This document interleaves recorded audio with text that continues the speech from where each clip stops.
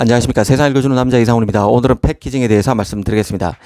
최근 대만 언론 디지타임스에 눈에 띄는 소식이 있었습니다. 이 TSMC가 엔비디아, 시스코, 브로드컴, 자일링스 등의 수요로 인해서 패키징 용량 확대에 사활을 걸고 있다는 것입니다. 해당 패키징 기술은 일전에도 소개해드렸던 적이 있는 칩본 웨이폰 서브스트레이트입니다. 엔비디아가 TSMC의 가용 이 칩본 웨이폰 서브스트레이트 용량 40%를 예약했는데도 불구하고 칩 제작이 어려워지자 TSMC에서 패키징이 안 되는 웨이퍼 물량의 경우는 외부 패키징 업체인 M코어와 협력해서 칩을 소화하고 있다는 얘기까지 나왔습니다. TSMC, 삼성 같은 경우는 인하우스 형태로 내부에서 전공정뿐만 아니라 패키징과 테스트를 아우르는 후공정도 하고 있는데요. 워낙 칩 주문이 쏟아지고 있고 특정 패키징 기술 수요도 몰리면서 내부 패키징 설비로는 감당이 안 되는 상태까지 온 것이죠. 그래서 지금 설비 용량 확대에 나서는 것입니다. 결국 TSMC가 칩본 웨이폰 서브스트레이트 설비를 급하게 늘리는 단계로 보여집니다.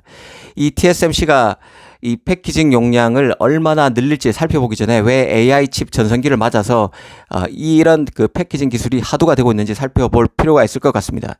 유심히 반도체 뉴스를 보시는 분들은 눈치채셨을 것으로 보는데요.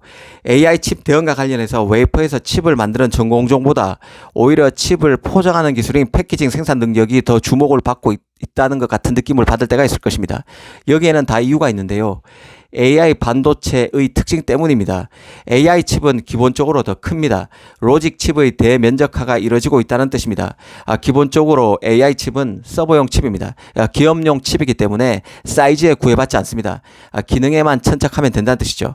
엔비디아의 호퍼100, H100 같은 경우는 다이 사이즈가 814제곱밀리미터 정도입니다.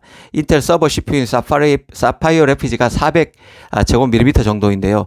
물론 사파이어 래피지는 이 400제곱밀리미터 정도의 다이 4개를 다시 묶어서 총 1600제곱밀리미터 정도이지만 기본적으로 AI 칩은 크기 때문에 칩 포장이 더 중요해질 수밖에 없습니다. 여기에 신경 쓰지 않아도 되고 크기에 신경 쓰지 않아도 되고 성능에 집중해야 한다는 AI 칩의 특징은 곧바로 패키징 기술이 관건이 된다는 것을 의미하는 것입니다. 특히 AI 칩은 메모리로 그래픽 D램인 GDDR이 아닌 HBM을 씁니다. 여기서 칩폰 웨이폰 서브스트레이트 기술의 역할을 잘 살펴봐야 하는데요. 이 고급 패키징 기술은 로직 칩, 그러니까 프로세서와 HBM 메모리를 실리콘 기판이라는 인티포저라는 판 위에 한 번에 올리는 방법을 씁니다. 인티포저 위에는 메모리와 로직 반도체를 평면으로 놓기도 하고 수직으로 쌓기도 합니다. 2D와 3D가 합쳐진 형태이기 때문에 2.5D 패키징이라고 부릅니다. 기술 도입 초기만 해도 28나노 칩에 대응하는 기술이 바로 칩온 웨이폰 서브스트레이트였지만 이제는 5나노, 4나노 등 최첨단 칩 선단 노드에도 적용할 수 있는 패키징 기술입니다. AI 칩이 뜬다는 얘기는 로직 칩과 HBM을 하나의 패키지 위에 올리는 칩폰 웨이폰 서브스트레이트 수요가 많아진다는 뜻입니다. 그래서 TSMC가 이 고급 패키징 설비 용량 확대에 나서는 것입니다. 이 디지타임스 기사를 보면 엔비디아가 지배하는 인공지능과 고성능 컴퓨팅을 위한 GPU가 부족한 이유로 TSMC의 제한된 칩온 웨이폰 서브스트레이트 패키징 생산 능력을 지목하고 있습니다. 엔비디아만 해도 이 고급 패키징 기술을 A100, A30, A800, H100 그리고 H800 GPU가 다 쓰고 있습니다. AMD도 인스팅트 GPU도 다 이 고급 패키징 기술을 활용하고 있는 실정입니다. 칩 공급의 패키징 기술이 핵심이 되고 있다는 뜻입니다. 그러다 보니 TSMC는 일단 현재 칩온 웨이폰 서브스트레이트 용량이 월 8천만 장 정도인데요. 올해인 2023년 말까지 월 1만 1000개 정도로 늘리고 내년인 2024년 말에는 월 1만 6,600개 정도로 늘릴 계획이라고 합니다. 이전에는 엔비디아가 칩온 웨이폰 서브스트레이트 용량을 내년 말까지 월 2만 개로 늘릴 것이라는 소문이 있었습니다. 적어도 2배 이상 늘리는 것이죠. 다 비공식적인 출처에서 나온 얘기로 부정할 수는 있겠지만 어찌됐든 인공지능 서버의 생산량이 크게 증가해서 이런 고급 패키징 서비스에 대한 수요가 크게 늘고 있고 그래서 설비 용량이 반드시 필요한 단계인 것만은 분명한 것 같습니다.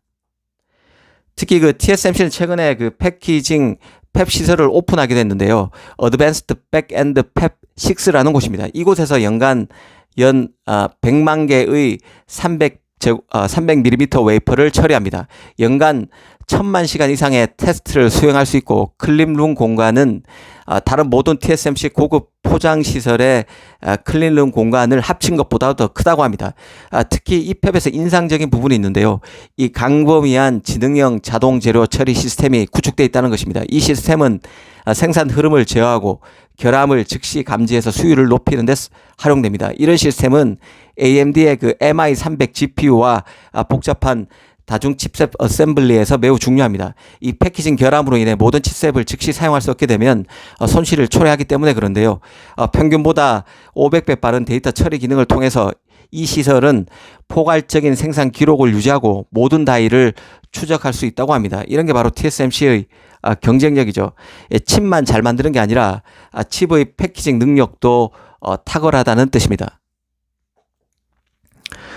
그럼 그 삼성은 어떤지 한번 보겠습니다. 삼성이 이전에 그 암페어 GPU를 삼성 그 8나노 파운드리에서 수주했었죠. 그럼에도 서버 GPU인 A100 같은 경우는 TSMC의 7나노에 빼앗겼었습니다. 여기에는 이런 그 고급 패키징 기술이 TSMC에 모자라다는 점이 결정적으로 작용하고 있습니다. 삼성도 이를 잘 알고 있습니다. 그래서 패키징 기술 격차를 줄이기 위해서 혈안인데요. 삼성도 최근 그 팬아웃 웨이퍼 레벨 패키지를 올 4분기부터 프리미엄 AP 엑시노스에 적용한다고 포럼을 통해서 밝힌 적이 있습니다. 이 팬아웃 웨이퍼 레벨 패키지 같은 경우도 고급 기술이죠. 이 반도체 칩을 웨이퍼 위에 직접 실장해서 공정 과정을 줄여줄 수 있습니다. 웨이퍼에서 바로 패키징하기 때문에 패키징 기판이 별도로 필요하지 않습니다. 그 결과 비용도 절감할 수 있고 칩을 가볍고 얇게 만들 수도 있습니다. 앞으로 TSMC와 삼성 간의 패키징 전쟁도 볼만할 것입니다. 이 팬아웃 웨이퍼 레벨 패키지를 올 4분기부터 적용한다는 얘기가 나왔었는데요. 이게 바로 AP에 적용된다고 해서 그 엑시노스 2400의 조기 기한에 힘이 실리는 것이죠. 내년에 나오는 삼성의 프리미엄 갤럭시 모델에 바로 엑시노스 2400이 엑시노스 2300은 나오지 않았지만 엑시노스 2400이 조기 출시될 것이다. 그 출시되는 AP의 팬아웃 웨이퍼 레벨 패키지 삼성이 최초로 적용하는 고급 패키징 기술이 적용될 것이라는 기대감이 시장에서 있는 것입니다. 사실 그 패키징이 중요해진 데는 그만한 이유가 있습니다. 이전만 해도 이 반도체 개발은 칩에서 더 많은 트랜지스터를 우겨 넣는 방법에 초점이 맞춰져 있었습니다. 일반적으로 트랜지스터가 많을수록 컴퓨팅 성능이 향상되는 것이죠. 그래서 트랜지스터 사이의 공간이 몇 나노미터 수준으로 줄어들면서 이 관련 경쟁이 치열해졌지만 이 접근법의 한계도 있었습니다. 그래서 바로 칩 성능을 높이려면 칩을 어떻게 배치하고 쌓느냐가 중요해질 수 있다고 보고 패키징 기술에 대한 활용도가 더 높아진 것입니다. 이전에는 사실 이 패키징 기술은 단순 기술로 치부됐었기 때문에 상대적으로 소외돼 있었는데요. 반도체 제조 공정에서 지금은 완전히 달라진 상태입니다.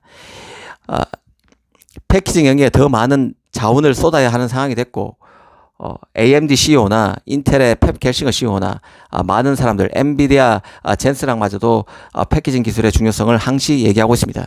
오늘은 TSMC가 칩온 웨이폰 서브스트레이트 설비 용량을 늘린다는 소식을 계기로 패키징에 대해서 한번 알아봤습니다.